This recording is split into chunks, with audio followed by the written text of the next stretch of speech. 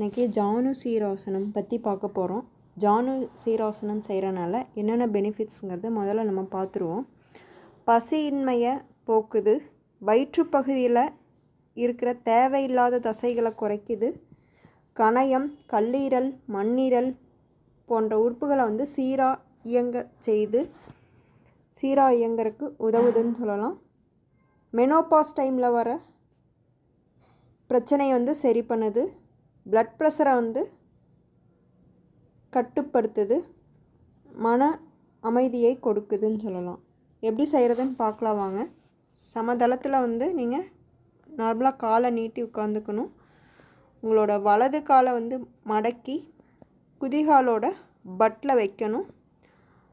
உங்களோட வலது பாதம் இடது தொடுற மாதிரி இருக்கணும். உங்களோட இரு கைகளையும் நம்ம கோர்த்து தலைக்கு மேலே